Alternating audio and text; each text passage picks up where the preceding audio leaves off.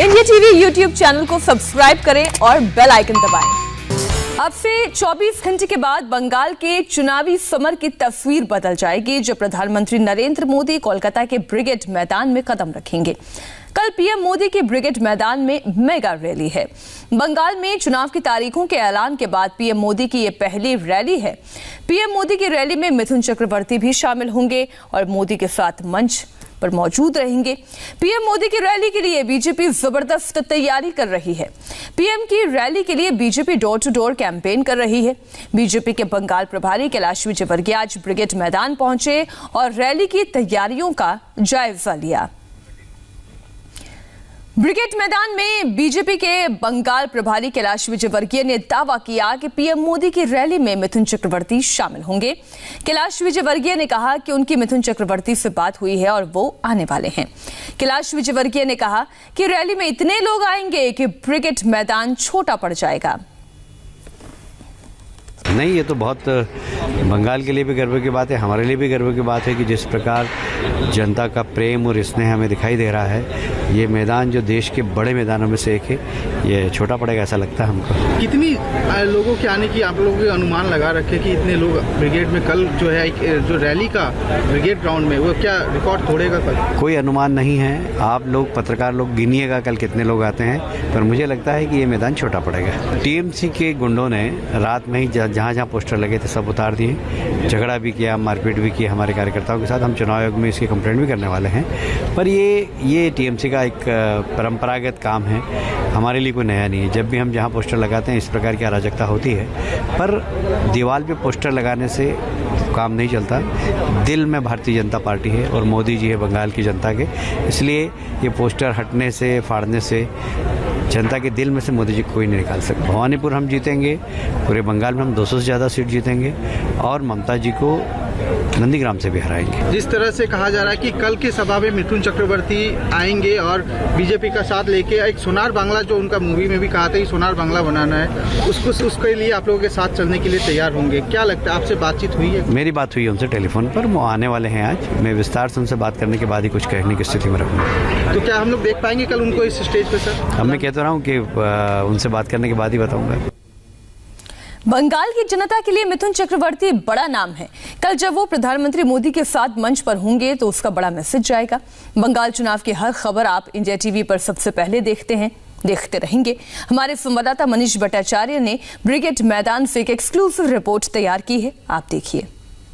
कोलकाता का ब्रिगेड मैदान प्लासी के युद्ध से लेके वर्तमान की राजनीति का सबसे बड़ा रण का गवाह बन गया है। 2019 जब प्रधानमंत्री नरेंद्र मोदी की एक सबसे बड़ी सभा हुई और एक बार फिर से पश्चिम बंगाल विधानसभा चुनाव का बिगुल बजा है, तो प्रधानमंत्री नरेंद्र मोदी यहां से सभा करने वाले हैं। जिस वक्त प्रधानमंत्री नरेंद्र मोदी यहां पर मंच पर होंगे, उस वक्त बड़ी बड़ी बीजेपी की हस्तियां शामिल होंगी। ये माना जा रहा है कि मिथुन चक्रवर्ती, सौरव गांगुली के साथ बीजेपी के तमाम नेता यहां पर प्रधानमंत्री नरेंद्र मोदी के साथ मौजूद होंगे और 10 लाख से भी ज्यादा लोग इस मैदान पे होंगे। हालांकि दावा 15 लाख से ज्यादा का किया जा रहा है, क्योंकि इससे पहले जिस वक्त गठबंधन का दावा करने वाले नेताओं ने जो शक्ति प्रदर्शन किया था, उसमें दावा किया था कि 10 लाख से ज्यादा की भीड़ आएगी और ये उम्मीद की जा रही है कि उससे भी बड़ा ये एक प्रदर्शन होने वाला है। और ये पूरा का पूरा मैदान, जैसा कि बीजेपी के लोग कह रहे हैं, पूरा मैदान भीड़ से पट जाएगा, क्योंकि 2019 में ये पहले ही मैदान पूरा भरा था, जिस वक्त प्रधानमंत्री नरेंद्र मोदी को सुनने के लिए यहां लोग आए थे और उससे पहले तैयारियां भी पूरी हो चुकी हैं। कोलकाता के ब्रिगेड मैदान में प्रधानमंत्री नरेंद्र मोदी एक बड़ी रैली करने वाले हैं। यह मैदान बेहद खास है, क्योंकि 2019 के लोकसभा चुनाव में प्रधानमंत्री नरेंद्र मोदी ने यहीं से रैली की थी और उस वक्त यहां पर पैर रखने की जगह नहीं थी, इतनी ज्यादा भीड़ थी। एक बार फिर से प्रधानमंत्री नरेंद्र मोदी यहां से रैली कर रहे हैं। एक विशाल पंडाल बनाया गया है, आप देखिए यहाँ पर प्रधानमंत्री नरेंद्र मोदी यहाँ पर आएंगे और लोगों को संबोधित करेंगे। 15 लाख से ज्यादा लोगों की भीड़ जुटाने का दावा किया गया है। इससे पहले इसी मैदान से कम्युनिस्ट, कांग्रेस और ISF की पार्टी ने अपना शक्ति प्रदर्शन किया था। ये मैदान बेहद खास है, इसके राजनीतिक मायने बेहद खास है। सबसे बड़ी वजह यह भी बताई जाती है कि इसी मैदान से 1980 से 90 के दशक में, जिस वक्त ममता बनर्जी का करियर राजनीति के पीक पर पहुंच रहा था, उस वक्त यहीं से ममता बनर्जी ने आह्वान किया था कि पश्चिम बंगाल में बदला नहीं, बदलाव चाहिए। और इस बदलाव के तहत कम्युनिस्ट पार्टी की पूरी सत्ता के हिला के रख दिया था ममता बनर्जी ने। और एक बार फिर से जब प्रधानमंत्री नरेंद्र मोदी इस मैदान से रैली करने वाले हैं, तो लोगों का मानना है कि पश्चिम बंगाल में एक बदलाव की बयार बार आ सकती है। और इस रैली में तमाम जगहों से लोगों को बुलाया गया है, पूरे पश्चिम बंगाल नहीं बल्कि पड़ोस के राज्यों से लोगों को बुलाया गया है। यहाँ पर लोग प्रधानमंत्री नरेंद्र मोदी को सुनने आएंगे और इसी मंच पर, जो सबसे बड़ा है कि ये मंच बनाया गया है, प्रधानमंत्री नरेंद्र मोदी समेत तमाम बीजेपी के नेता यहाँ पर मौजूद होंगे। मैं सबसे पहले एक बार आपको मैदान भी दिखाऊं। ये देखिए, ये मैदान में क्या तैयारी है। एलईडी लगाई गई हैं, बड़े बड़े स्पीकर्स लगाए गए हैं ताकि जो लोग यहाँ पर मौजूद रहेंगे वो प्रधानमंत्री नरेंद्र मोदी को अच्छे तरीके से सुन सके। एसपीजी ने अभी फिलहाल इस पूरे मैदान को अपने घेरे में ले लिया है। आसपास की बिल्डिंग जितनी भी है वहाँ पर सुरक्षा के पुख्ता इंतजाम किए जाएंगे और तमाम लोग जो यहाँ पर आएंगे वो प्रधानमंत्री नरेंद्र मोदी को सुनेंगे। और लोगों का मानना है कि अब पश्चिम बंगाल में बदलाव की बयार आनी है, जिसकी शुरुआत, जिसकी हुंकार इस ब्रिगेड मैदान से ही होगी।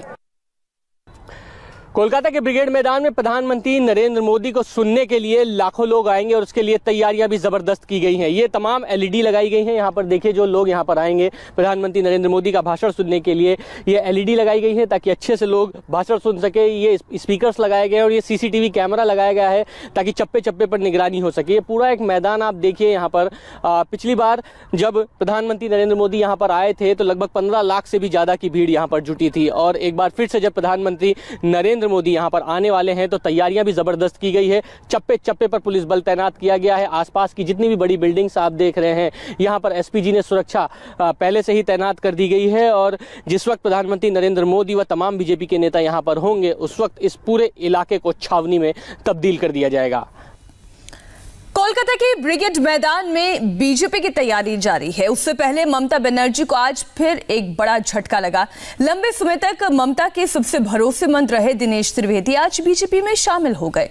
दिनेश त्रिवेदी को बीजेपी अध्यक्ष जेपी नड्डा ने बीजेपी हेडक्वार्टर में बीजेपी की सदस्यता दिलवाई। बीजेपी में शामिल होने के बाद दिनेश त्रिवेदी ने कहा कि उनका टीएमसी में दम घुटता था। बंगाल की जनता प्रधानमंत्री मोदी से बेहद खुश है और नतीजों में बीजेपी की आंधी आएगी। उनसे खास बात की देवेंद्र पराशर ने।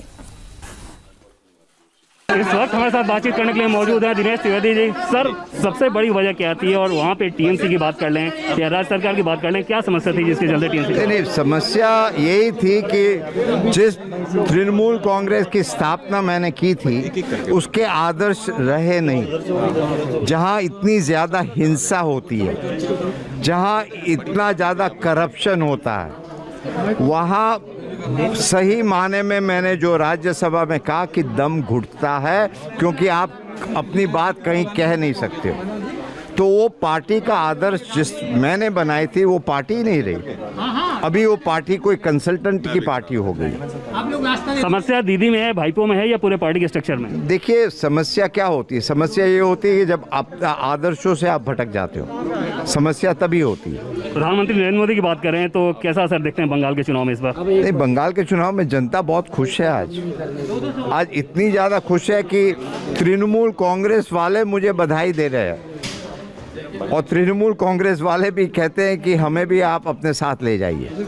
आखिर में एक सवाल, इस बार के चुनाव में सीटों के हिसाब से बात करें तो क्या उम्मीद करें? क्योंकि ममता बनर्जी दावा कर रही है कि जीत हमारी होगी। अमित भाई, नड्डा जी सब ज़मीन पे है। उन्होंने अपना आकलन किया है, उन्होंने कह दिया है, वही बात है। और जनता मुझे लगता है इतनी खुश है कि इस बार तो एक आंधी आने वाली है बीजेपी की ओर। चलिए, बहुत धन्यवाद सर हमसे बात करने के लिए। तो ये था हमारे साथ दिनेश त्रिवेदी, जिन्होंने बीजेपी ज्वाइन किया। कैमरा पर्सन विजय के साथ देवेंद्र पराशर, इंडिया टीवी, दिल्ली। दिनेश त्रिवेदी के बीजेपी ज्वाइन करने से ममता बनर्जी को झटका लगा तो नंदीग्राम में भी बीजेपी दीदी को हराने की तैयारी कर रही है। ममता बनर्जी ने कल नंदीग्राम से लड़ने का ऐलान किया और 9 मार्च को वो नंदीग्राम जाने वाली हैं। इस बीच ममता की घोषणा के बाद शुभेंदु अधिकारी आज नंदीग्राम में रोड शो और पदयात्रा करेंगे। शुभेंदु की पदयात्रा शाम 4 बजे से शुरू होगी। इस पदयात्रा के जरिए वो पीएम मोदी की कल कोलकाता के ब्रिगेड मैदान में होने वाली मेगा रैली के लिए समर्थन जुटाएंगे। ममता बनर्जी के नंदीग्राम से लड़ने के ऐलान के बाद शुभेंदु ने फिर दावा किया कि वो ममता को 3 गुना वोट से हराएंगे।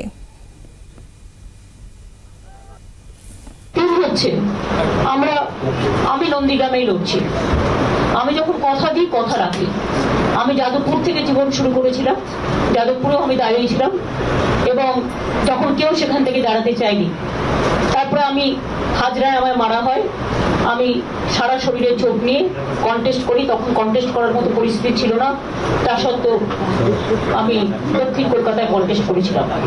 তারপরে আমি ভবানীপুরে আমি 7 বার কন্টেস্ট করেছি, 8 বার ইলেকশনে, 7 বার জিতেছি, যেটা হচ্ছে পার্লামেন্ট ইলেকশনে, আর 2 বার আমি এমএলএ ইলেকশনে কন্টেস্ট করেছি এবং জিতেছি। ভবানীপুরে আমি 2 বার জিতেছি, আবার প্রয়োজন হলে আবার দাঁড়াবো পরে।